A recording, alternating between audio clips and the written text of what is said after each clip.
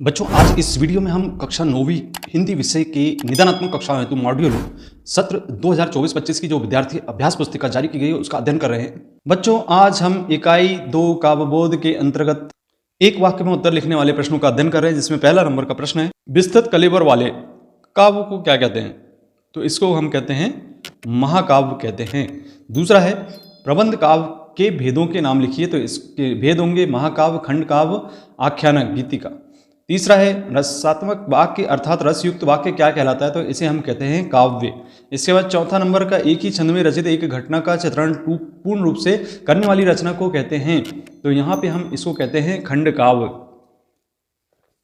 पांचवा है काव्य के कितने भेद होते हैं? नाम लिखिए, तो इसमें लिखेंगे काव्य के 2 भेद होते हैं, पहला नंबर का दृश्य काव्य और दूसरे नंबर का श्रव्य काव्य। इसके बाद बच्चों 6वें नंबर का देख रहे हैं, स्थायी भाव को जागृत या उद्दीप्त करने वाले कारक क्या कहलाते हैं? इसका आंसर होगा, उन्हें हम कहते हैं विभाव।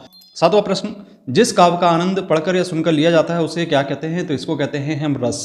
इसके बाद अगला प्रश्न है 8वें नंबर का, कविता के शाब्दिक अनुशासन का नाम क्या है? इसका नाम है छंद।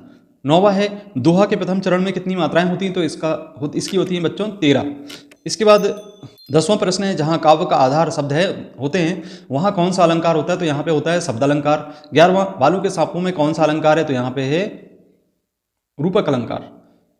12वां, मेघ आए वन ठन के पंक्ति में कौन सा अलंकार है? तो यहाँ पे अलंकार होगा मानवीकरण अलंकार। और 13वें नंबर पर लिखा है, हंसमुख हरियाली है हिम आतप पंक्ति में कौन सा अलंकार है? तो यहाँ पे है अनुप्रास अलंकार।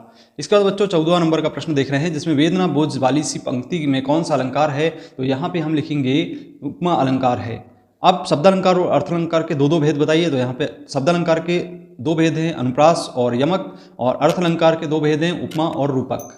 अब चलिए 16वें नंबर का प्रश्न देख रहे हैं, जिसमें घृणा को उत्पन्न करने वाले दृश्यों का वर्णन कौन सा रस होता है? इसमें होता है बच्चों विभत्स रस। तो बच्चों ये थे एक शब्द या वाक्य में उत्तर देने वाले प्रश्नों के उत्तर। यदि आपको वीडियो पसंद आता है तो वीडियो को लाइक करें, शेयर करें, और अभी तक आपने चैनल को सब्सक्राइब नहीं किया तो सब्सक्राइब जरूर करें। मिलते हैं अगली वीडियो में, धन्यवाद।